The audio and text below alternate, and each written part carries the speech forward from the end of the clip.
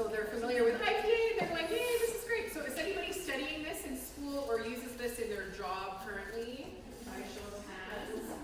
Fantastic, okay. So this is also something that we use for singing. So I thought Dr. Lang is going to have us doing this at some point. I know she is, so we might as well just launch into it right away. So these are some symbols that we can use to pronounce basically any language. So the two that I have for sure, the Ave, Maria, Stella, and the Gurti. So we have Latin in the first one, and then the second one is Cree. So if we know how to use these symbols, we can pronounce any language on the planet. So last semester, we tried to do languages that would hopefully be the same amount of familiarity for everybody in the room. So for example, with Greystones, we were singing pieces in Estonian, hoping that, not hoping, but like that in Saskatoon, Saskatchewan, that we probably didn't have very many native Estonian speakers. And we did that to kind of level the playing so that everybody could experience what it's like to sing a language that you're not familiar with. In this scenario, I don't know if we have people that speak these two languages natively or grew up speaking them. We may have that in the room. That's fantastic if we do. And please feel free to give me corrections along the way if you have a huge knowledge base in those two areas. So if you look at your sheet, we'll just kind of quickly run through here. So we've got an I in brackets would be making the sound for E. If that makes sense. So we'll say the word beat. Beat, okay. And then if we have kind of a backwards looking 3, we've got an S sound. And that would be like in the word fetch or bet. Can you say fetch?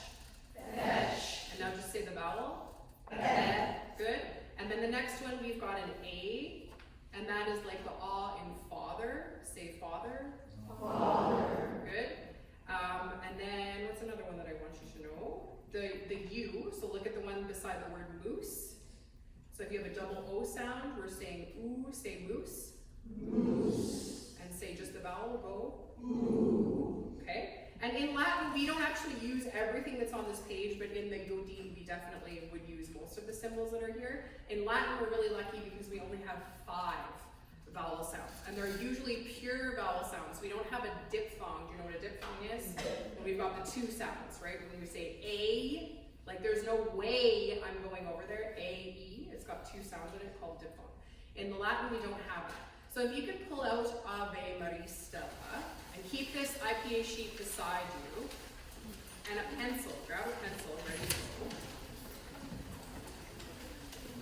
So the very first word that you see there, Ave, oftentimes when we talk about Ave Maria, man, at my wedding, I can't wait to have somebody come and sing Ave Maria, right? We say it like that because we've anglicized it or westernized it or, Canadianized it, if you will. But we don't actually have 2 sounds on Ave, we have Ave. So what would be the 2 IPA symbols that you would use on that word? So for the ah, which one would you use? Okay? Yeah, you'd use the one like father. If you look at the word in the right-hand column, so you have pit, chaos, hat, and then voila, notice that that's a different shape of an A. So the one that we're talking about here is kind of the big round, lowercase, minuscule. I have kids in French immersion. The minuscule A that's big and round. So that's the ah, and then we have eh. So which one would we be using for that? Fetch. It would be looking like a backwards 3. So you don't necessarily need to mark every single one right now, but the ones that you're least familiar with or that you might have a tendency to sing Ave, then mark a little backwards 3 in there to remind you that's an S sound. Another thing that's kind of important to note as we look through this, you've got some accents on top of the words. Now, as Canadians that have grown up doing French, core French in school, and French speaking, many of you, how many of you are French speakers, dual language people? Okay, and then how many of you took core French, some kind of French going through school? Good. So what you see, when you see an accent, you want to change the vowel sound, right? We want to go A, because you teach your kids to go A with an accent aigu. But when we see the accents here, we are actually just putting stress on the word. So that's where the word is heavier. So for example, on the first line, Ave Maris. Instead of Maris, it's Maris. So we've got the heavier part of the word where those accents are. And you can see those little ticks all the way through every line. It doesn't mean to change the vowel, it means to just put more stress onto that part of the word. What's another thing that you notice about this? This is, what kind of music is this? Can you tell? Do you know? Have you seen it before? Okay, plain chant, Gregorian chant, absolutely. So when we're in chant, what else do we not have that typically we see in most of our music? Bars. Yeah, bar lines. What else that goes with those bar lines?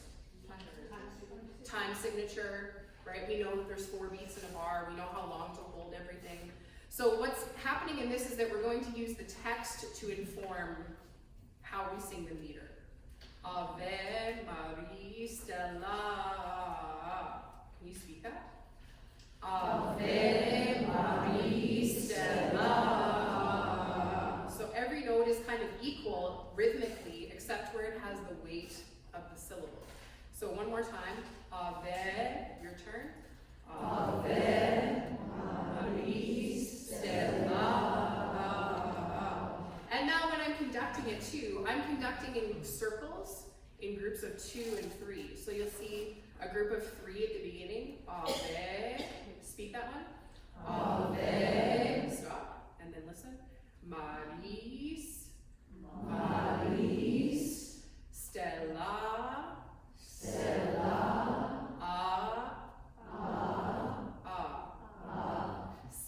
So Stella. Stella. And sometimes we have the occasional group of 1. Can we speak that all together? And then just choose a little bit of a higher tone so that we're not hurting our voices as we're speaking. Ready? All together. Ave Maria Stella. Good. And now there's a little dash in there. That means that it's a quarter bar. It doesn't mean that we're taking a breath though. So if we think of this whole first system like a 4-bar phrase, can you draw a big arch on top of the whole thing? So starting on the first D, all the way to the last D on the top system. And where you see that little tick in the middle, can you write a crescendo? So I want you to move through that bar. And it's likened to singing a 4-bar phrase. Can we have a D, Deb? And can you play with us through that first line?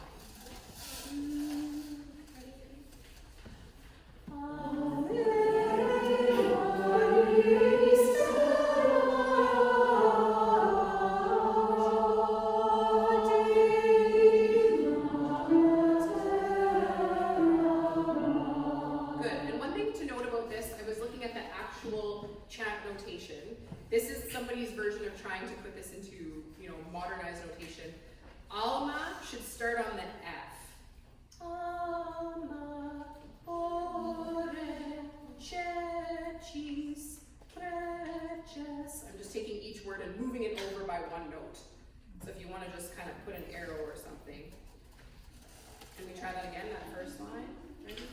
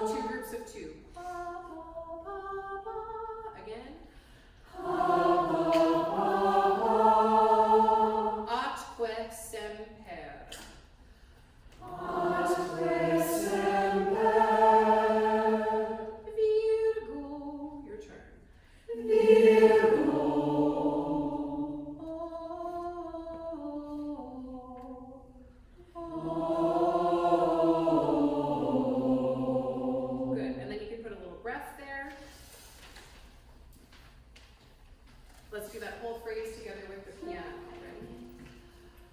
Ready?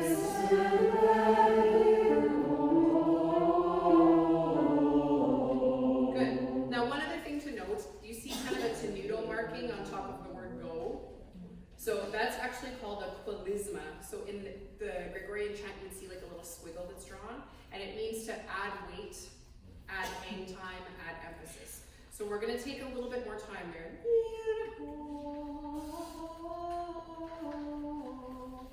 It's kind of like you're going to maybe double or triple the amount of time that you're taking on that note. So just kind of watch for that one and I'll hold it for you. Let me go back to atque.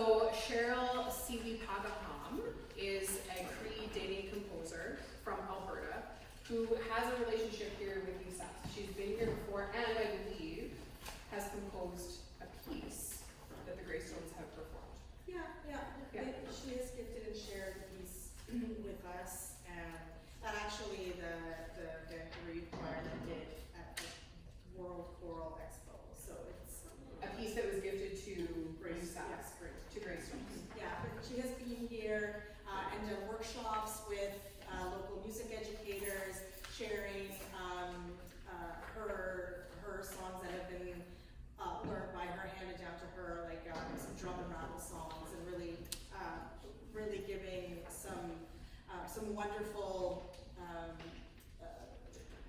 experiences to students here and local music educators, and we work very well together. I know Deb also knows her very well, just came back from tour with Cheryl. So she has a very, very loving relationship with us here at the university. So that makes this really, really special as well. She's not someone who's an unknown to UChorus.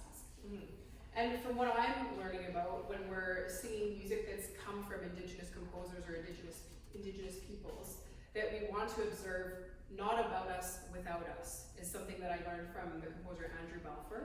So that if you're going to be learning Indigenous languages and exploring Indigenous culture, that you do that with the people who speak those languages, who've grown up with those languages, that have that intimate connection, and then you make a connection with those people. So this music is very much about making connection.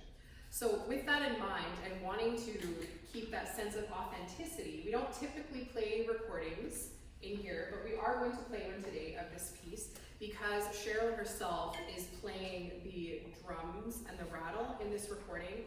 She's also singing the solo at the beginning, and she did this with this partnership with Music at Intima. So this recording is on YouTube, and they did it together. And I would like you to have a listen to it so we can really kind of understand this piece in the sense of how it should sound, particularly with the language. I hope she doesn't live tape it. It's on YouTube, so I think you will be okay. Yeah, and they, Music at Intima and Cheryl have published it and given permission for it to be published. So that should be fine. We're not breaking any. They want it to be shared, absolutely. And I have mine ready if you're. Over here. Okay. Sing this one, like this one maybe? Okay. Yeah.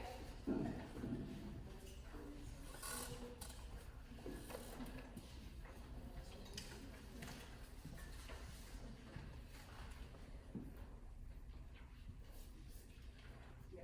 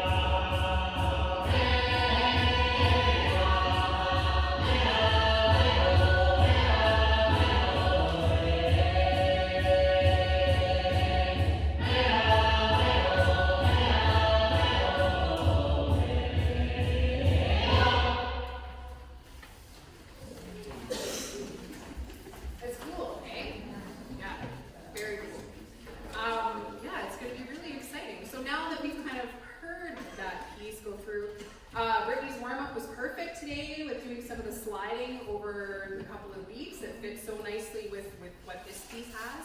Notice that we've got a lot of sliding happening in some of those sections.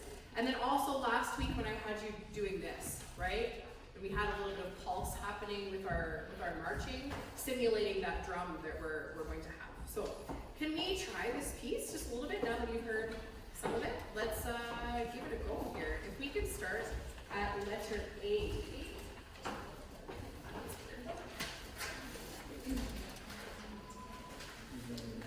Let's try with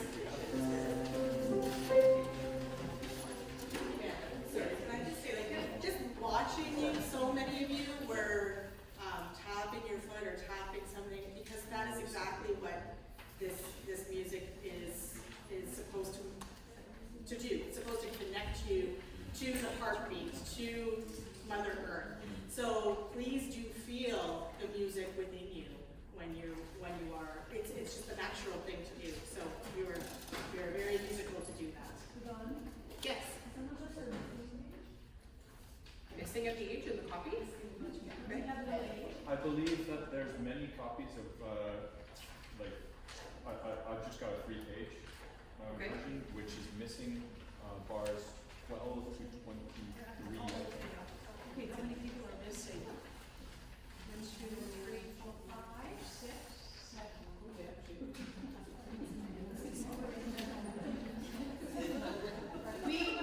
We'll work around that for now. That's okay. We'll work around that for now.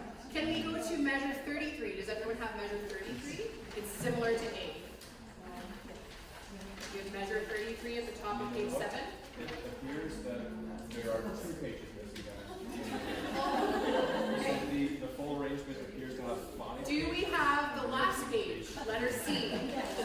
Perfect. Let's sing the last page. No worries. It's okay. Let's sing the last page. And just for the sake of creating balance, I usually sing alto 1 and alto 2. So alto 2s, can you give this a whirl for me on the last page, letter C? Can you sing with the tenor basses just on this last page? And for now, I don't even know if that will happen in performance, but for now, just to kind of make the weight a little more equal with the number of singers. So let's have alto 2s, tenor and bass starting on the fortissimo, and then alto 1s and soprano singing on the top. Ba, ba, ba, ba, ba, ba, ba, ba, ba, ba, ba, ba, ba, da, da. There's that slide that Brittany did. Okay? We got a neutral solo. Pa, pa, pa.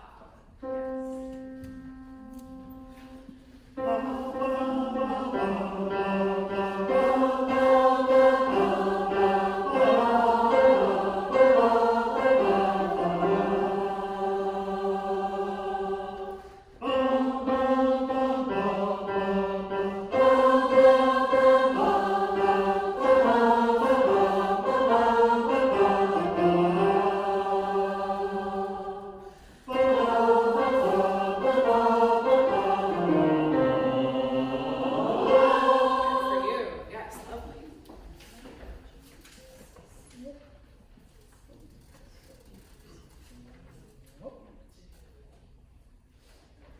Okay.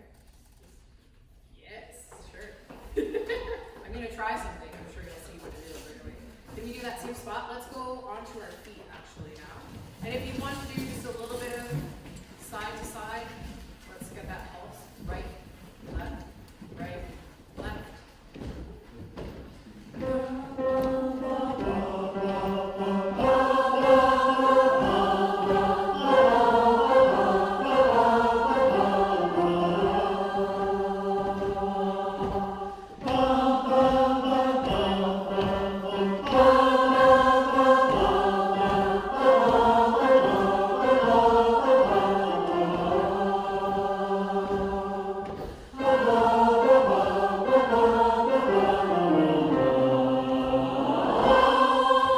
Can you tell what I was doing differently? What did I do that was different from the first time? Everything looked the same? I wasn't looking the first time. So we're just talking about that the sense of this is so physical within the body that it's not necessary that I would be giving you such a strict, pulsed, rhythmic pattern, right? That's also a westernized notion, having 4 beats in this way. And this music was never constructed with the intention of having a conductor that was beating in this way. So it's more about the internal feeling of that pulse, right? Okay. I would do more, and I think you're excited for it, but do we have the first page? Do we have letter B? Maybe that's what we have. Nurturing breeze. Do we have letter B? Yes. Excellent. Okay, let's do some of that.